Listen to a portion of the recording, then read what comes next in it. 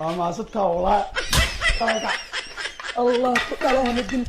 xariifkan waxaa ka xanaajiyey isagoo shaqo ka imaaday oo gaajeysan ayuu guriga yimid kadibna markuu jikadii galay oo wax inuu cuno u rabo ayaa wuxuu waayey wuxuu cuno kadibna gabadhii ayuu u tagay iyadoo jiifta kadibna wuxuu ku dhahay way qada u kari weysay yaa anoo gaajeysan adiga jiifanaya kadibna wuxuu ka dul kiciyay waad u jeedeen adiga idaawanaya wiilow ma samayn lahayd sidoo wiilkan sameeyay adigoo shaqo ku maqan oo gaajeysan markaa guriga kusoo laabatid iyadana ay jiifto maxaa samayn lahayd ma inaad bud qaadatid ama ul qaadatid miyaad laba ka dul kici lahayd yaa mise waad bixi lahayd oo maqaayadaha ayaad u laaban lahayd kadibna cunto ayaad soo gadan lahayd jawaabta commentiga ayaa kusoo qori doontaan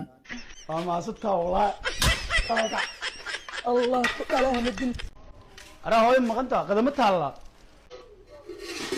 لا إله إلا الله مدرس سالس.